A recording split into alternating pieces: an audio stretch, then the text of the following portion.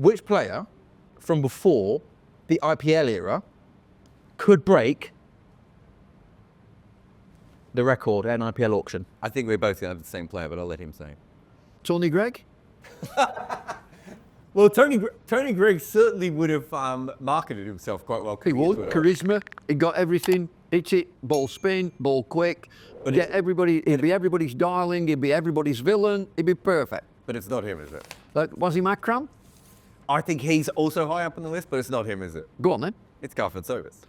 Oh, God, I mean, crikey, how are we going that? Oh, yeah. Anyone? What the hell was from before the IPL auction? In the history. Callis. Well, Cal's played at the IPL. Rabada. Garfield Sobers. Yeah, Gary Sobers. He would, I think, if you did an auction from the history of Test cricket, Gary Sobers. right, Sobers would be the #1 IPL player of all time. Because, so how much do you know about Sobers? And it's okay if you don't, because you're like... No, genuine gun all-rounder. I know a lot, yeah. But he's not just a gun all-rounder. He could take, he's a left-arm bowler. All-round. Genuine. am I wrong there? Genuine. He's pretty good. Handy cricketer. We all liked him. He could take the new ball, and he bowls with the left arm, which everyone loves. He could also come back and bowl left arm finger spin. If he was bowling to left-handers, he could bowl left arm wrist spin, and he could bat any position from 1 to 7 and hit sixes. And fielded like an absolute dream. And field in every position. Yeah. So you're simply going Garfield Sobers. Garfield Sobers would break every single IPL record if he was available. That's fair. Yep. But my fella would be up there, Greg. Tony Gregg is quite an interesting one because he could bowl spin and pace as well. That's it. Yep. That's it. And just the charisma of the bloke. He would get it. Yeah. He would get the whole tournament. He'd be here, there, and everywhere. As I say, he'd be everybody's darling, he'd be everybody's villain. You want him on your team, you don't want to play against him. Also, like, he would have his own, if Tony Gregg came through now, he would have his own podcast and his own YouTube channel with 7 million subscribers. And also there would be 7 million advertisers to go with all those subscribers. Like, he would get it in such a level. So you got those guys. I think of the Indian players, Kapil Dev.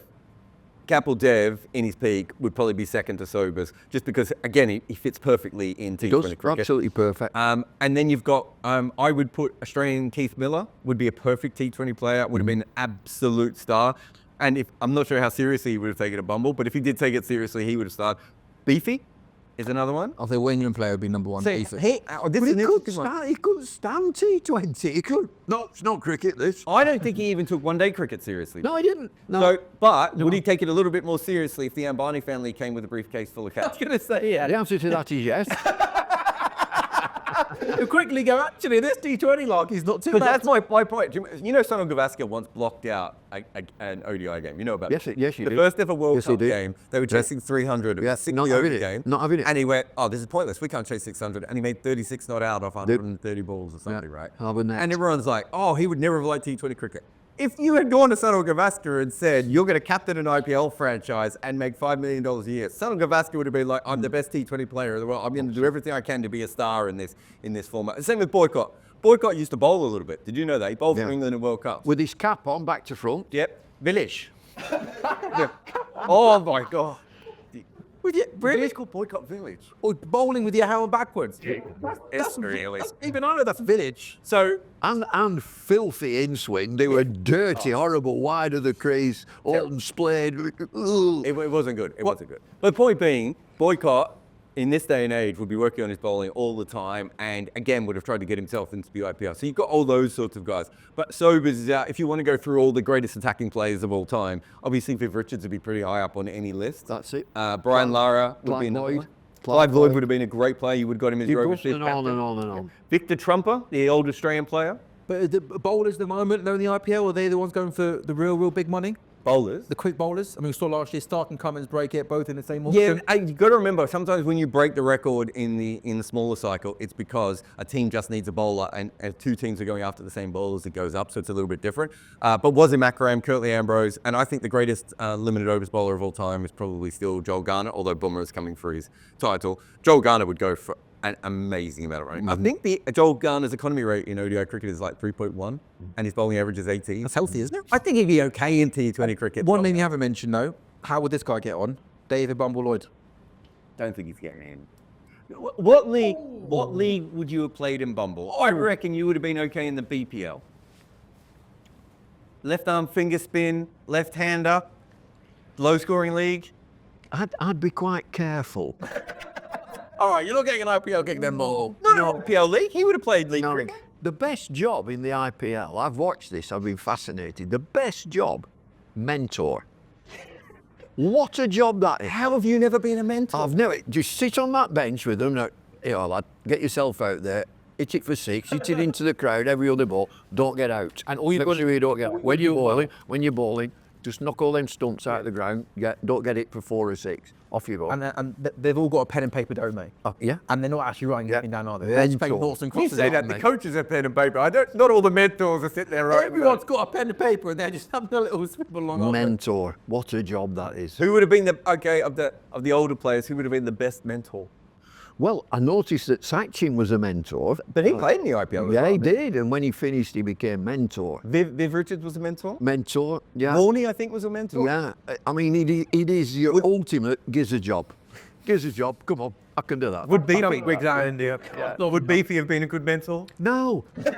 Beef, you've got to understand, Beefy didn't like cricket for a start. So what am I doing here? We've only been there 10 minutes. What am I doing here? What am I doing? Sobers? Yeah, I think Gary would be more of a golf man. Yeah, he would help them on the golf course. Yeah, he would be, more inclined to be at the golf. Tony Gregg would have been a mentor, but he also would have had an official job. I mean, you get some who are real cricket badgers that are there all the time. I would guess, I might be absolutely wrong. I would guess that an affectionate term of the cricket badger would be Adam Gilchrist. He seems a bit of a badger on cricket.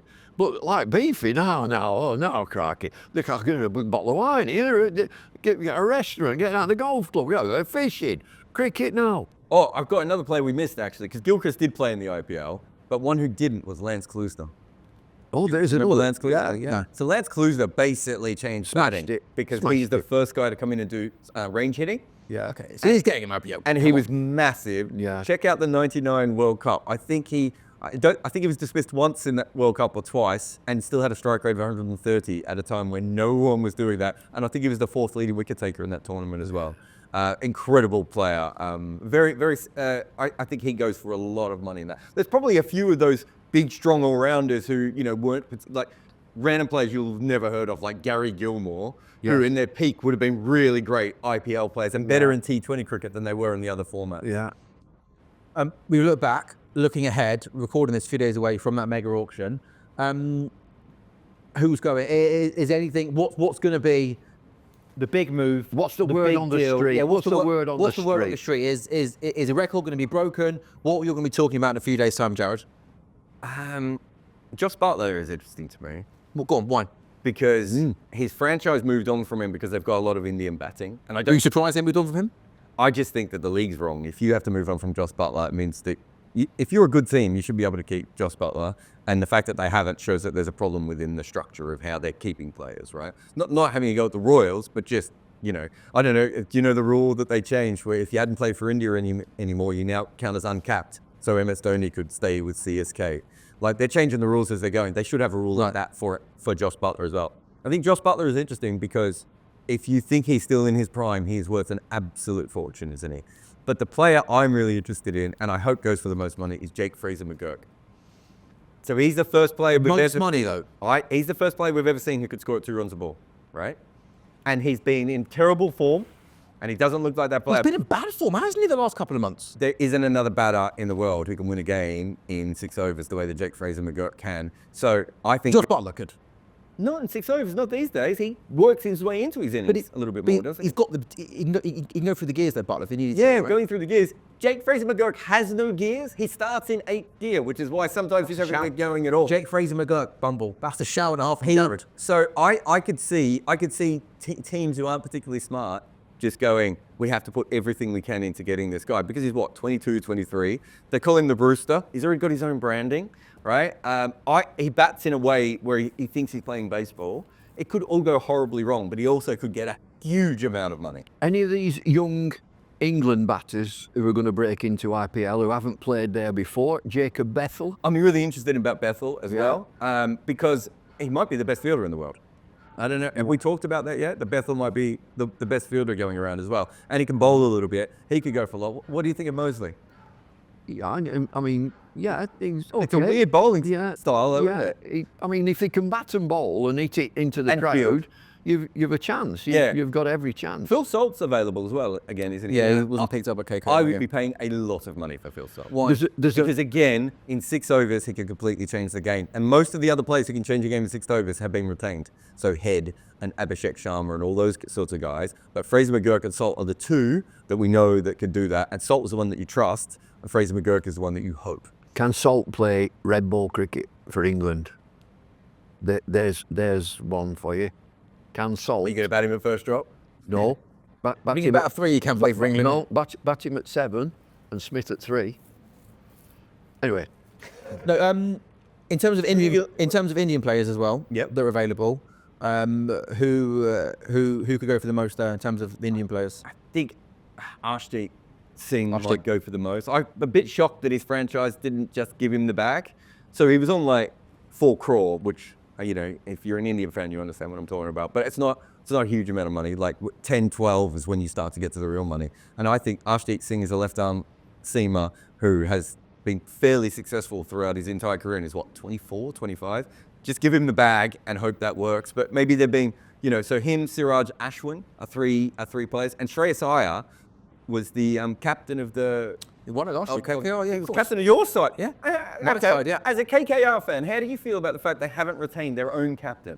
I thought it was incredibly bizarre, given that he literally lifted the competition last season. I weird, thought isn't it? absolutely And insane. he's a young Indian player? And it's, 100%. It was really, really bizarre. I don't think he's a great T20 player, so I kind of get it from that He perspective. didn't go out with the bat last year. No. He really struggled with the bat. I think he'll go for a lot of money. who's going to finish up in the bin?